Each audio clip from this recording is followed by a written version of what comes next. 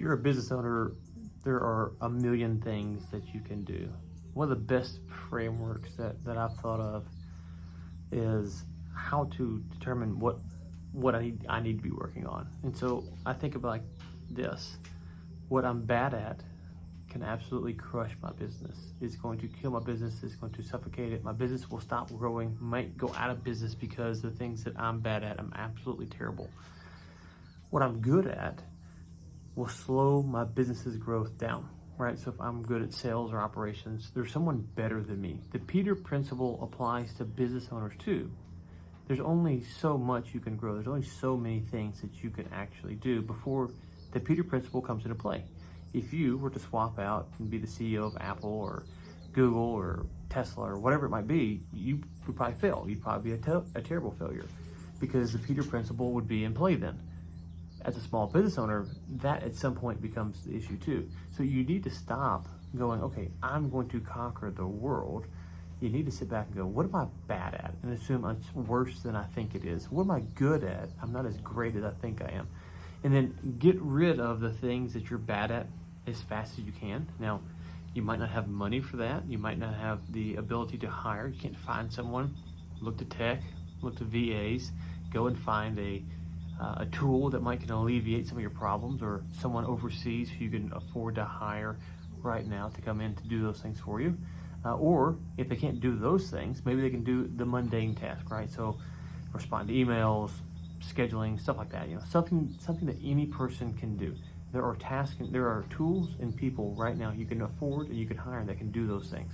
So get rid of that if that's even where you have to start at, and then get rid of the things that you're not good at. So, if you don't have a budget or a tight budget, VAs, go look at tools, get rid of stuff.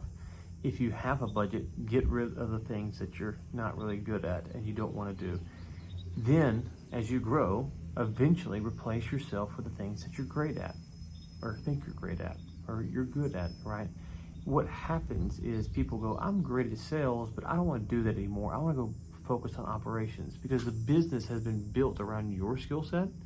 So you're good at sales, so the company does good at sales. You're good at ops, the company's got great ops.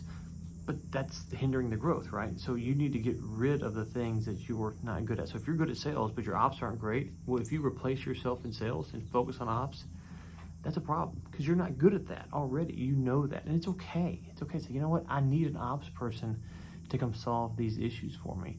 Then you can keep focusing on sales.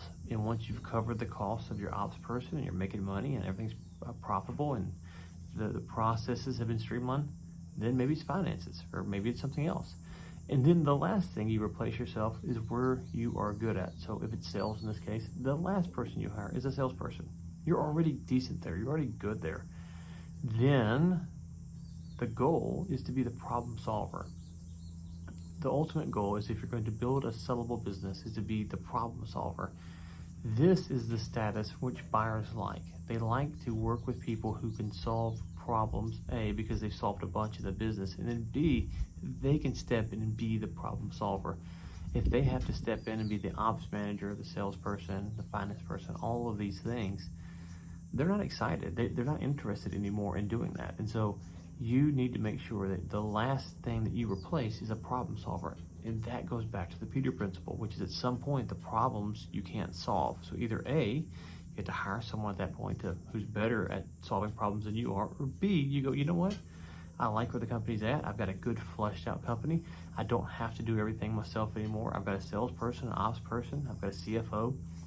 All I'm going to do is solve the problems that we have. I know what they are. I know how to solve them. They're quite easy for me to solve.